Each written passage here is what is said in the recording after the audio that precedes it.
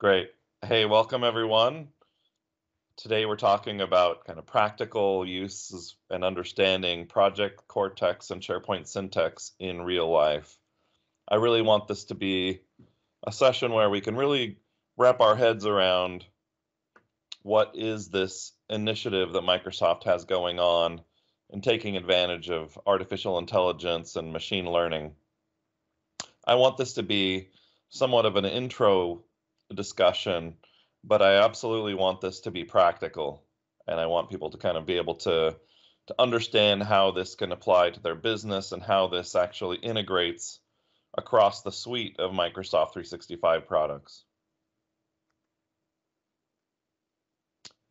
And as always, we really appreciate our sponsors for the event today, and welcome everyone. I realize this is the last session of the day.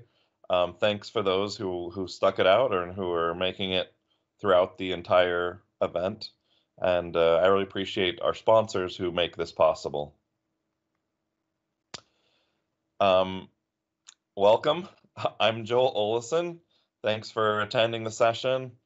I absolutely love the AOS community, the Microsoft 365 community. It's fantastic to have everybody with us today. I'm a traveler. I love to travel.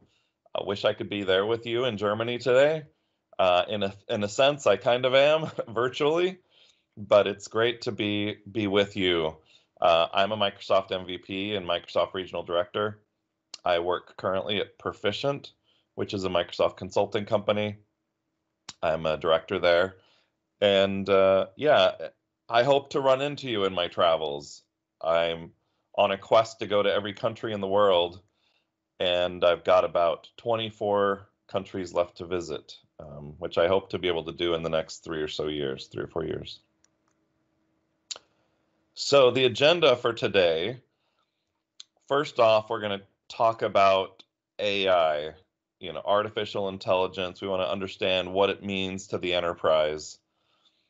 And then we want to dig into Microsoft's initiative called Project Cortex. The first product of that initiative is called SharePoint Syntax, and that's the one we're actually going to dive into. We're going to do a demo of SharePoint Syntax. I've just provisioned a brand new tenant for this demo, so we'll really take it right from scratch and turn everything on and help you understand how you can take advantage of it. And then we'll wrap things up with understanding what are some practical applications, what's the business value of what we've been talking about today.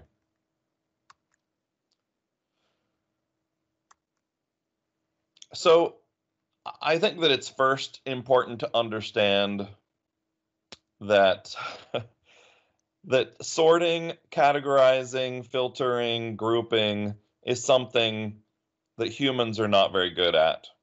In fact, there was a study, and I understand that a lot of people think Americans aren't very smart, but I think this applies to the whole world. 2/3 of Americans don't know how to recycle, a new study discovered. In fact, 53% of people believe that greasy pizza boxes can be recycled, and 68% think the same thing about plastic utensils. So just think about this from a perspective of there's garbage and then there's recycle. There's 2 bins. Most people can't even get the 2 bins sorted out properly. We end up with tons of junk in the recycling and plenty of things that could be recycled that are in the trash. So a lot of it is a lack of understanding, but a lot of it is humans just aren't very good at the education side of it, but also in sorting. And this absolutely applies to the enterprise. When you ask humans to sort documents, to classify documents, they're not going to do a very great job. This is something that machine teaching and training the AI is something that's absolutely possible. So the first off, we really need to understand that human tagging and sorting is so different from person to person, how they organize their documents, how they tag them. It's a real challenge. And most people just hate doing it and won't do it and just refuse. And I love this example. Microsoft has actually worked with a foundation called the Snow Leopard Trust. And a lot of it's around the protection of snow leopards in Asia. And so they have 500 square miles where there's these snow leopards that live there. And they've set up these trap cameras that are capturing hundreds of thousands of images across 60 cameras across this space. And so every time it captures movement, and obviously it's getting somewhat smarter, but every time there's movement, then it tries to capture the image. And then it's, okay, well, what is the image? Which ones are cats? And a lot of it is just, it captures hundreds of thousands of images. And now, in the past, that meant humans having to look at these and trying to figure out which ones have snow leopards, and then identifying individuals of those snow leopards based on their prints. But now with AI, with machine learning, it's getting so much better about not only capturing, these are the ones that actually have cats in them. So this image has a cat, and then of the ones that have the cats, being able to even look at the spots. So it's actually getting better and better with object detection. And you know, as I was mentioning here, one second. Working with machine learning meant we could explore our entire data set, processing our enormous backlog images using classification. And in the past, that meant spending days and days looking through folders, just looking for the cats. Now they can actually look at the ones that the AI has identified as these have cats in them. Here's the count of them, and here's how many individuals we have, and here's how they're traveling, and so on. So they're getting so much more data, and it's helped them out in a huge way. Now I got a little video for you.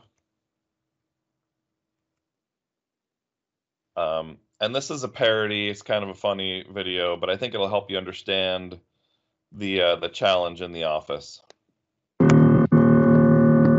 My name is Pat, and I'm an office hoarder. I like to collect a number of different things. I've been working on this cup collection for a little while. Rock band wigs, baby dolls. It's pretty special. He needs help.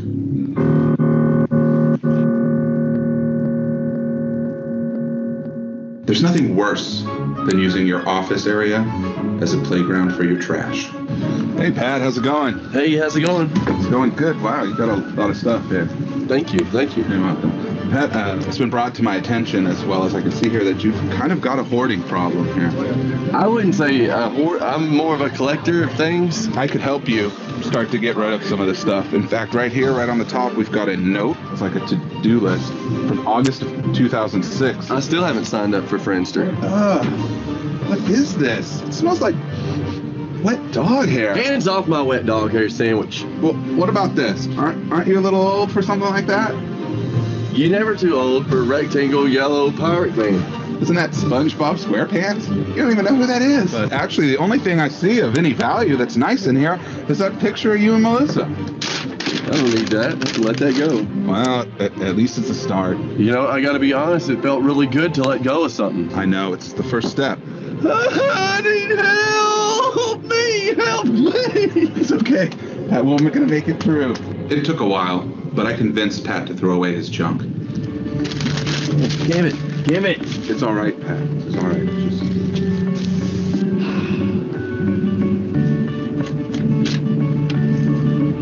I don't need that. I don't. You're right.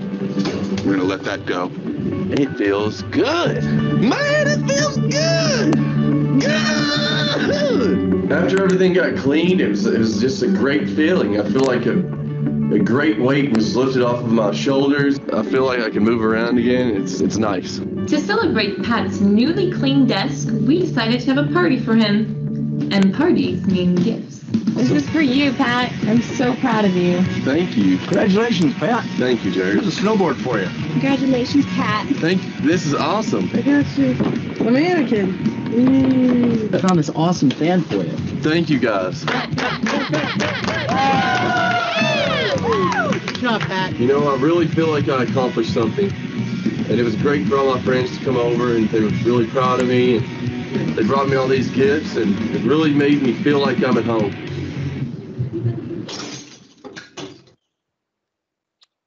All right.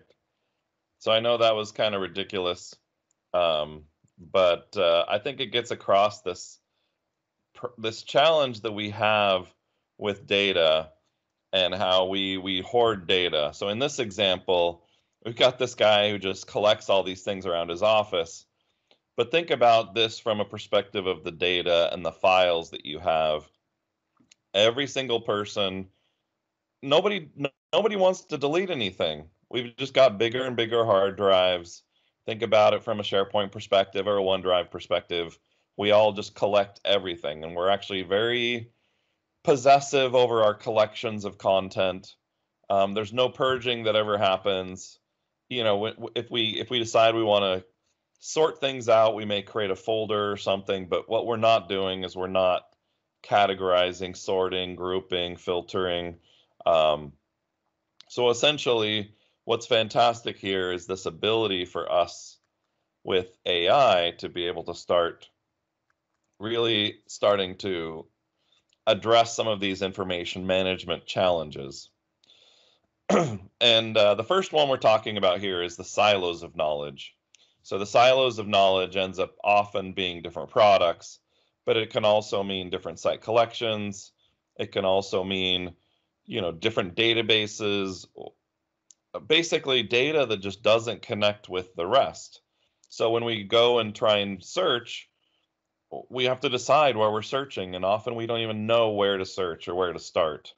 So it's this discovery failure ultimately. And then there's the untapped knowledge of what the people in the organization know that simply has not been captured at all. And whether it's, you know, even stored in documents, most of the knowledge is actually stored in people's heads. And then there's the knowledge drain that happens with people leaving the organization. And that's all often a challenge as well. Even people in the organization who may change jobs. And you've probably been in that situation where you've seen someone who they're really good at something, they're on a team that does something, but then they bounce to another team. And now it's like, oh, well, you know, John left the team, what are we going to do? So it's that problem of knowledge drain from the organization, or even recapturing that knowledge. Now, there's a quote from Lou Platt, who was the CEO of HP back in 1987, who said, "If HP knew what HP knows, we would be 3 times more productive." Now, if you think about that for a second, if HP knew what HP knows, don't they know what they know? Well, the answer is they don't even know what they know. Maybe individuals know what they know, but as an organization, tapping into organizational knowledge or organizational intelligence is absolutely super, super powerful. And when we talk about the Project Cortex initiative, I absolutely think of it as organizational knowledge. It's a knowledge tool. It's a knowledge solution that's designed around unlocking organizational intelligence. So let's actually dive into this Microsoft initiative. And how I'm going to break this up is Project Cortex is the overall initiative. SharePoint Syntax is the first product, but we can actually get insights into understanding what these things are. But to understand Microsoft's investment, it's first important that we understand these Microsoft Azure cognitive services. So cognitive services absolutely are where the rubber meets the road as it relates to artificial intelligence. Now, artificial intelligence is this, it's kind of the technology's ability to mimic human attributes. So things like vision, language, speech, knowledge, these insights, search. These are very these are attributes that are human-like, that are being built in technology. Okay, so as an example, in vision, humans can detect faces. Well, as soon as we can teach the technology to recognize faces, recognize people, that's a very, very powerful artificial intelligence capability. Recognizing this is a hot dog or this is a cat. There's emotion in this as well. You can see someone's sad or someone's happy. The kind of computer vision and taking advantage of these various vision capabilities. Language, obviously in Europe, it's a huge deal, very, very important to be able to have translation capability and understanding language, being able to spell check for various languages and that kind of thing. Search, visual search, video search, this ability to do transcription with speech, speech to text, text to speech, speaker recognition, obviously, which goes right along with facial detection, more translation capabilities with speech. And then on the knowledge side, being able to search across images and saying, search for an image like this image, having pairs of questions and answers that are matched up, and then leveraging the Microsoft Graph, which is this interconnected way of being able to relate to our data and our people, our experts. So you can see this as a foundation for what we're building and taking advantage of in these more advanced AI capabilities, such as automated object detection, knowledge summarization. Think about this, being able to read a 20-page document and then get a 1-page on what it is, or being able to get a number of keywords from that. It may take a human, a long time to be able to read documents and then to write, what are these about? So think about the power that can actually bring when you've got capabilities in AI to actually harness this knowledge and be able to take advantage of these capabilities. Another one is forms processing. This is absolutely where it gets very practical. Every company has forms, and the ability to quickly process those forms, recognize the text, and then being able to classify those or sort those, make them easier to discover, and whether they're PDF images or whether they're Word docs, being able to process those forms quickly and for easy retrieval as well. Classification, entity extraction. These are some of the examples of advanced AI that are built right into both Project Cortex and SharePoint Syntax. So when I talk about these two different initiatives, Project Cortex, which is the overall initiative, but also what we're referring to that has not yet been released. There's a public preview that Microsoft has promised for us, which is coming soon, which has the topic-based feature set. So these topic cards, topic pages, and we used to call it the Knowledge Center. They're calling it the Topic Center here. But essentially, this is the organization knowledge as it relates to, and you may have seen demos from Microsoft around highlighted terms in Outlook, highlighted terms in Teams, and just clicking on that and it taking you to the topic center or to a topic card or page, including in Word, as well as SharePoint. So that's the Project Cortex side of things. SharePoint Syntax, which shipped on October 1st of 2020, is focused on the Content Center. And Content Center is the machine teaching. It does forms processing. It has some capture integration with AI Builder with the Power Platform, and we'll talk more about that. The other part of this larger architecture are the content connectors, where Microsoft has shipped these Microsoft Search connectors. They are in public preview right now, and they became available in November. In fact, there were some early previews as well for a variety of different connectors, which are ongoing as well for search. Quick preview. You can go out to docs.microsoft.com and see the connectors preview, where you can actually integrate Microsoft Search. So we're talking Microsoft 365. You can actually integrate it with being able to index file shares, ServiceNow, media wikis, Salesforce, intranet websites, SQL, and so on. So many different previews, including ingestion APIs or graph search APIs.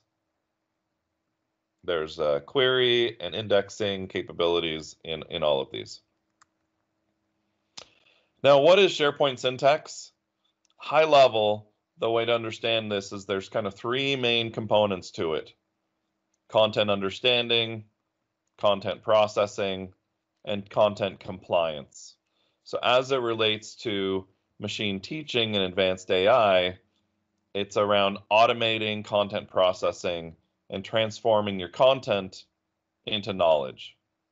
Now, a lot of this might be, well, what does that actually mean? Well, it means having millions of files, and whether they're millions or not, but having large quantities of files and actually making sense of them, being able to extract content out of them, whether it's names of customers, names of products. It really depends on the industry as to what you might do with this, but being able to capture with these models that you build to enrich your content, extract metadata, improve search, improve your ability to then work with these files, classifying the content, tagging it so that it can be more structured, integrating with Power Automate to build workflows, and the various content compliance aspects to this as well. Now, there are specific features here. You're wondering, how much is this? It's $5 a user a month, so it's fairly attractive from a pricing perspective. It's probably something you don't give to everybody in the company, but this can be quite powerful for those who work with files and who are trying to enrich content. So content understanding models, this extraction for metadata, improving content classification, like I said, using Power Automate to build workflows like your flows and that kind of thing. When documents come in that have a date that meets this criteria, then do this. So you can do a lot of kind of powerful things with the content that's extracted as well.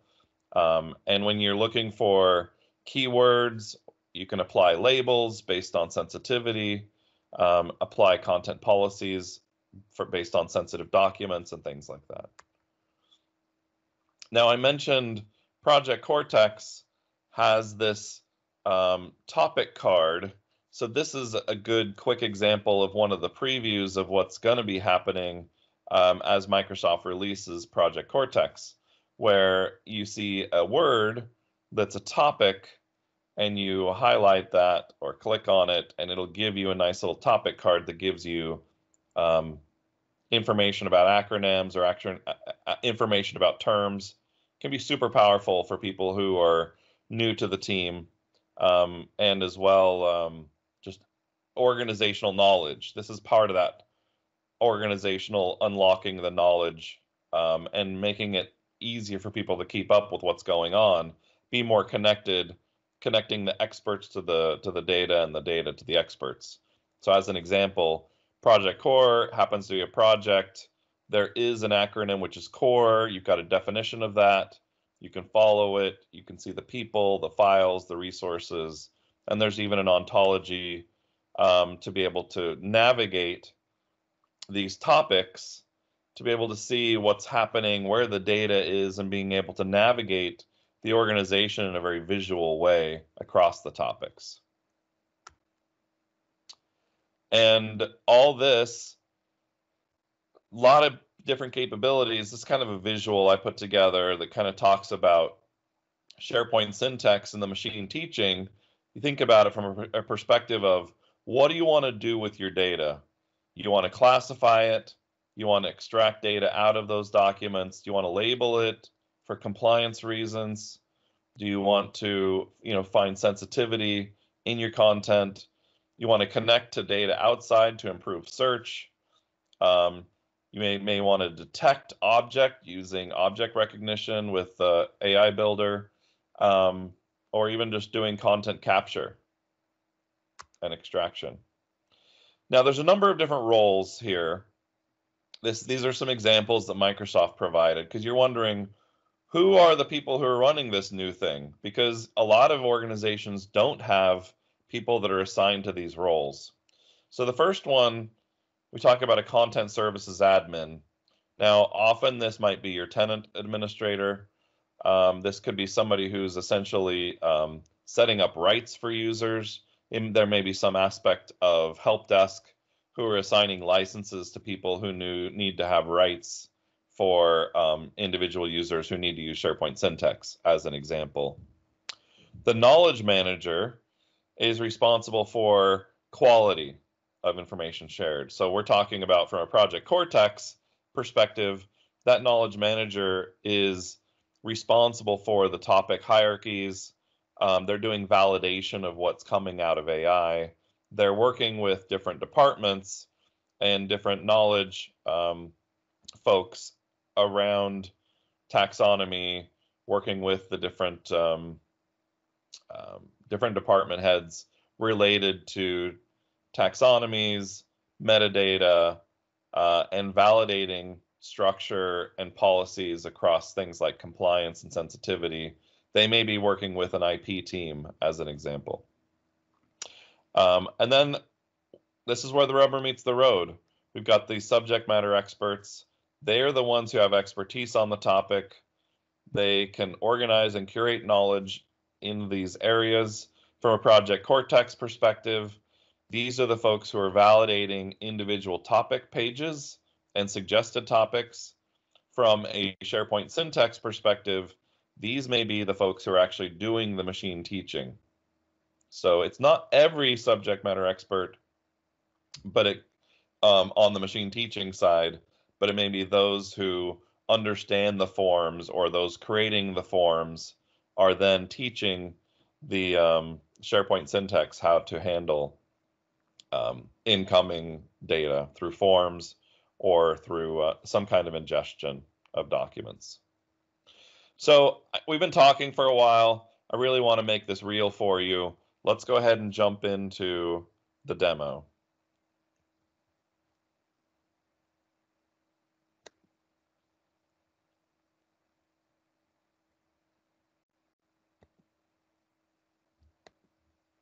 So like I mentioned, I just built a brand new tenant.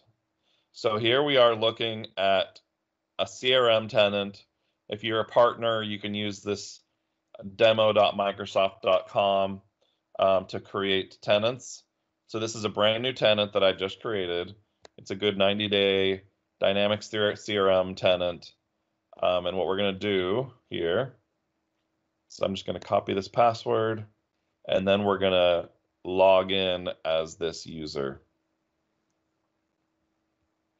So we're going to do this little trick where we create a different one. So we're going to go office.com, and we're going to log in with admin. Okay, so this was a previous tenant, so I'm going to log out of this one.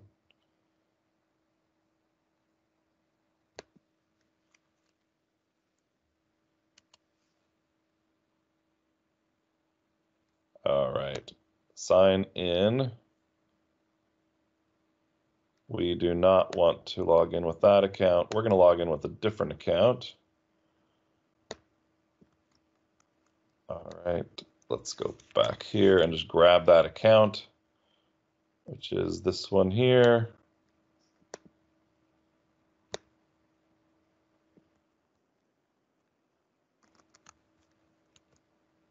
Thanks for your patience. Now we're going to grab that password.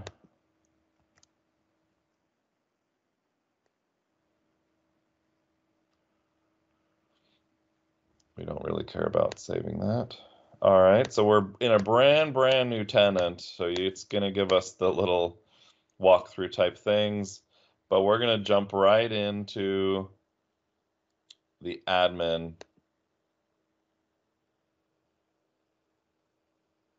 So we are now in the admin portal. And what I'm going to show you is, you know, we basically just a brand new tenant here. And if we go into the setup, you can see what is on here. This is an E5 subscription. And it's going to render what's in here in a second. All right. So we've got in the privacy compliance section. All right. And here's some automated content understanding as well. Anyway, what we're going to do is we're going to go to aka.ms/Project Cortex, or sorry, SharePoint Syntax. Okay. And this is how you can actually do a trial on your environment. So if you scroll in here, we can actually, this is the best place actually to get more information about SharePoint Syntax. If you're looking to get started, you can see here's what this is all about. There's a case study from Mott MacDonald. There's the intro video on SharePoint Syntax. And if we click see plans and pricing, we can buy it or we can do the trial.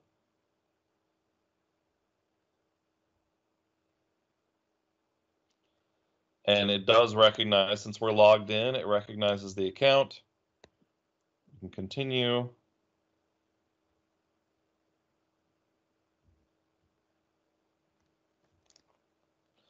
And this is actually how you would get it. What I did notice is this tenant already has this provisioned, which is great.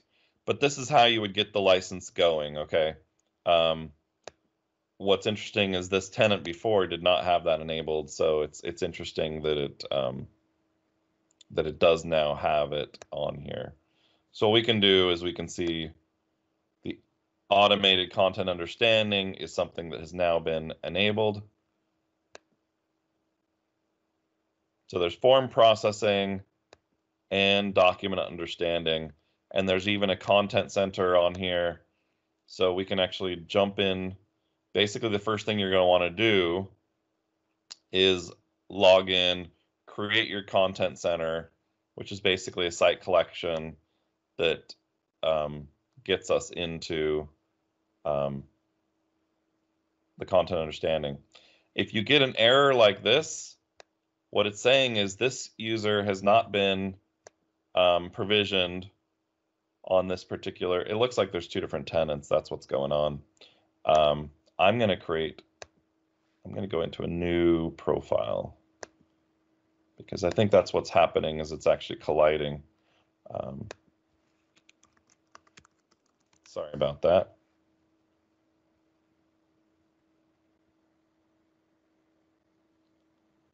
This is how we learn. A lot of it is related to licensing and being able to get things working the way you expect them to.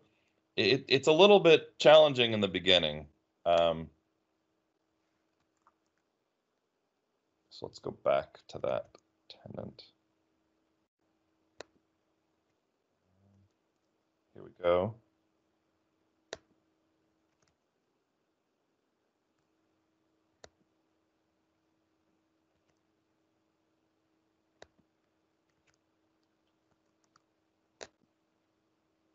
So I think it was taking me into my old tenant where I had already set this up, but it kept the user the same.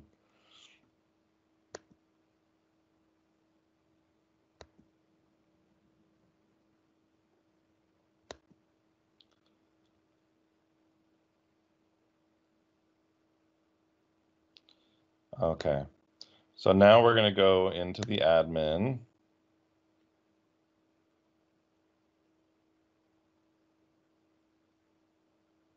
This as well, we're going to go back to setup.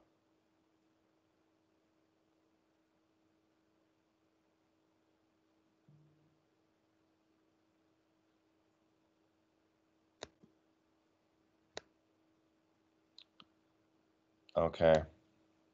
Now notice there is no content understanding now on this particular one. So it has not been set up yet. So what we want to do is we want to go to aka.ms/SharePoint Syntax. Oops.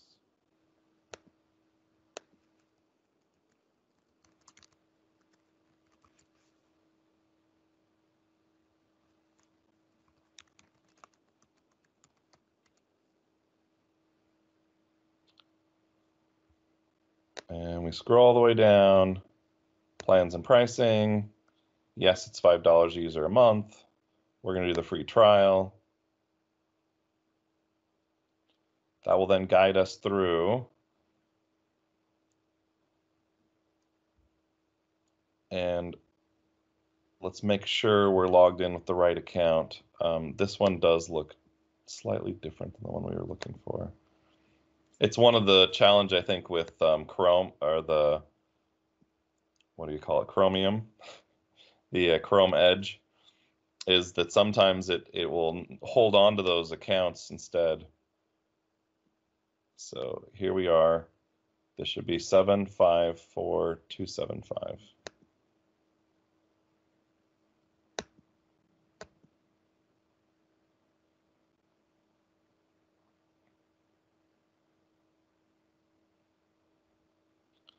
Okay, so now we have our trial. It's a 1 month for 25 users.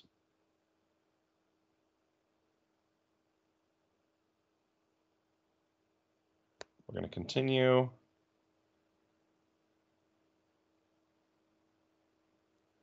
And now you'll notice that we now have, if we go to setup,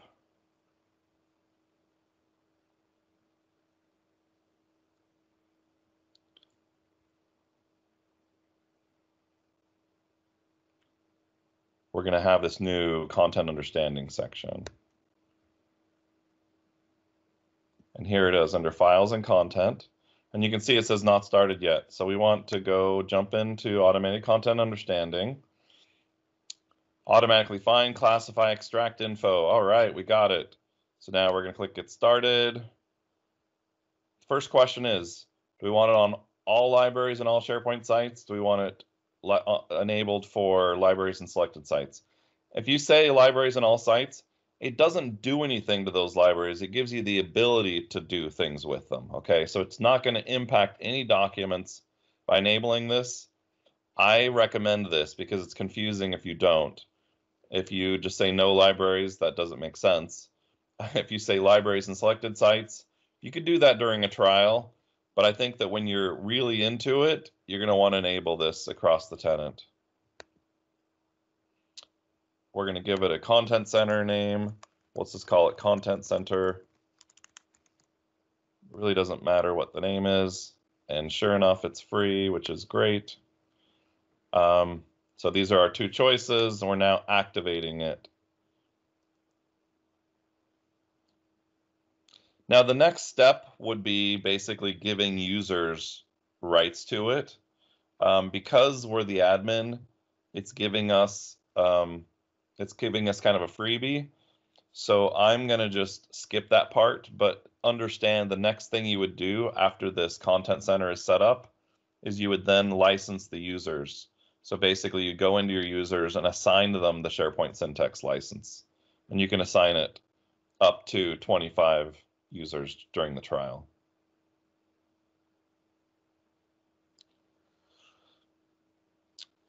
And while that's running, I'm just going to jump back to this for a second. Those of you who are looking for more information, there is a step-by-step video by Sean Squires, who's a member of the product team. He's one of the product managers. There's more education. I mentioned the link, aka.ms/SharePoint Syntax. When we're ready with Project Cortex, or if you're trying to prepare yourself for it, there's more data on the Project Cortex. If you're looking for step-by-step instructions around the licensing, setting up the trial, Agnes Molnar, who's an MVP in Germany around search, she's done a great little step-by-step. And if you're looking to actually get those models set up, like after you get the licenses set up, now you're trying to set up SharePoint Syntax, there's a link here from Microsoft on setting up content understanding, which is a very valuable resource. Okay, so we should be ready now. It's still going. We'll let it keep going. All right. I was mentioning this resource right here.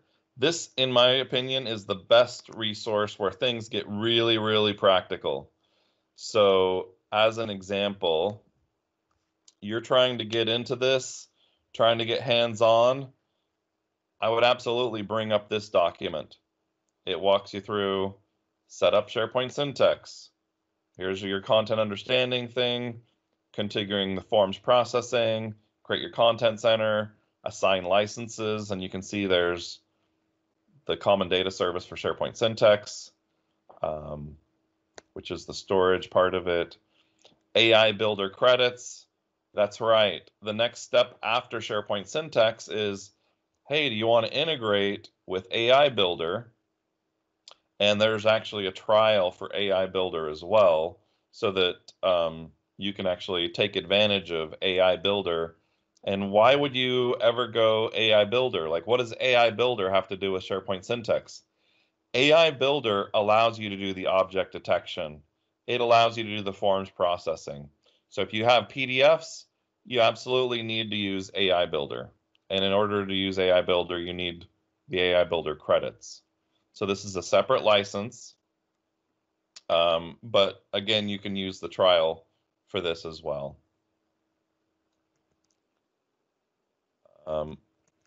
The other thing is expand the section right down here. Getting started with models. This is where you can actually, it'll walk you through the sample models, walking through creating the content center, creating a classifier, an extractor. You know, I've only got an hour with you guys and I'm almost out of time. But as an example, when you're trying to start digging into this stuff, hey, here's a video on creating and training a classifier. So, okay, that's funny. All right, this is where we would then be able to get into the content understanding, and that failure probably wasn't a full-on failure. I'm going to pretend like that I didn't see that.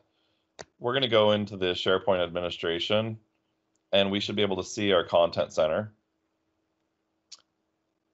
And yeah, you're probably thinking, oh man, this is a really practical session. He's actually working himself through the errors.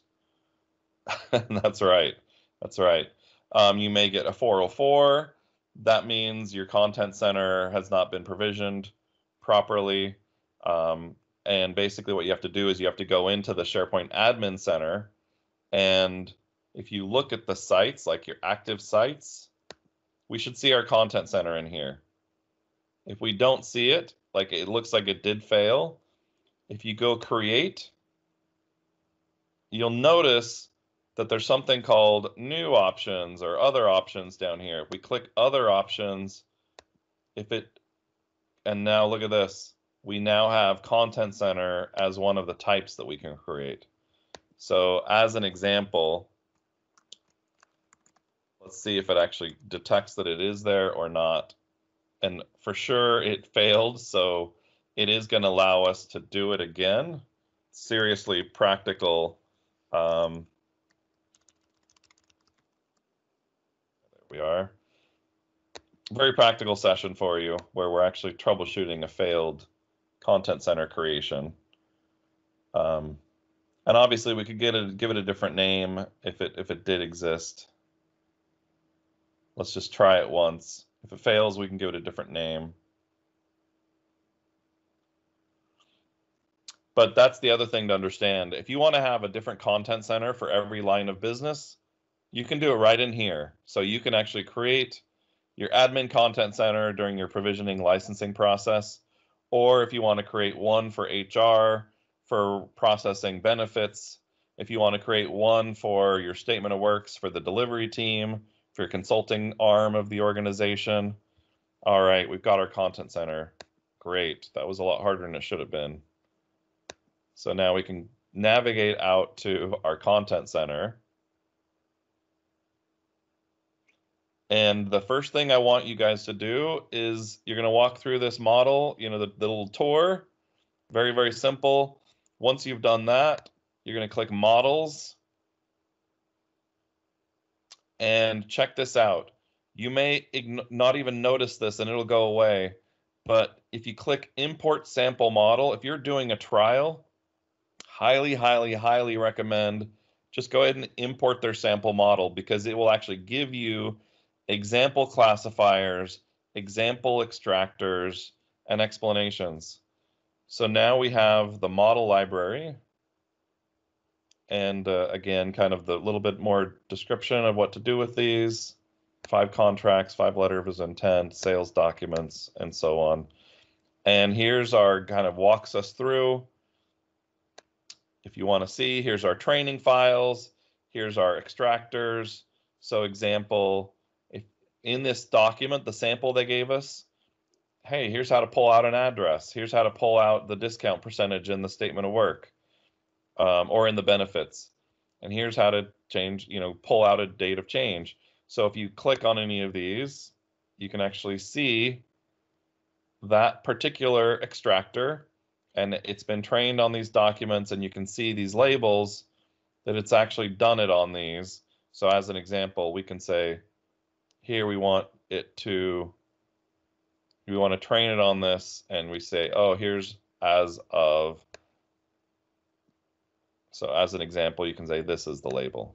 So that's like as an example how you would do that. Anyway, a lot more here that I can actually dig into, but it at least gets you to the point where we are now classifying, we are now extracting, we can train classifiers, we can set up these extractors, we can create new entity extractors, and we can even apply models to libraries. And since we enabled this across all libraries, you could set up your sample SharePoint, your sample site, upload a bunch of documents, and then train it on those and then apply it to those other libraries after building it in the content center. So let's jump back. I understand that was super fast. But think about this. We went from having a tenant that had nothing on it to now we have a place where we can actually work with a working content center. Okay.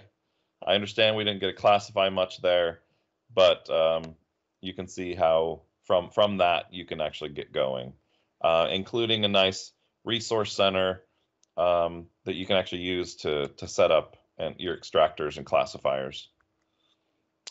So what is all this about? What is the business value here? It's around discovery. It's going to make search better. It's going to help you understand your documents. It's going to help you connect to experts and gain insights across. In fact, once you start doing this, you actually get analytics models to be able to show you what is being used and more analytics on the content. So think about this bigger, broader Cortex initiative, the machine teaching side, which is focused on SharePoint Syntex, those topic centers, which is the newer stuff that's coming, soon to be in public preview, coming very soon, where we get the extracting, filtering, grouping, clustering, even seeding topics. The managed metadata service is now the modern taxonomy capabilities, and our ability to validate those and reinforce what the AI is providing for us. Some of those business value things, your ability to empower your teams with knowledge and expertise. leveraging AI to harness collective knowledge for the organization, connecting people to knowledge, automating extraction and tagging to improve search and discovery, streamlining your business processes. Think about all the stuff that's locked up in documents, where if you could actually find where sensitive words were being used, you would know those are sensitive documents that need to be classified. Or being able to then classify documents that are currently in other places. Being able to wrap your head around and discovering content across topics. We talked about the connectors, to be able to connect to other platforms like file shares or Salesforce and so on. And the efficiencies that comes with it. So with that, I want to thank everybody for attending the session. Really great to be here with you in this Germany aMS Germany session. So it was fantastic to be here with you. I encourage you to fill out the eval, and let's connect on LinkedIn. Let's Thank you so much, Joel, for a very Thanks a lot, interesting Patrick. session. Yeah. What is your feeling? I have a short question for you. What is your feeling about the support of other language beyond English? I think that the best way to understand it is that Microsoft starts with one, and then they go to more, and then they go to more. And I absolutely believe that we're just waiting for them to feel comfortable with the first round, and that it will be coming to that kind of top set of European languages as an example. I don't think we'll be waiting for very long. Okay. Thanks again, and hope to see you soon somewhere in the world. Yeah, absolutely. Are there any other questions that anybody has? Feel free to submit them.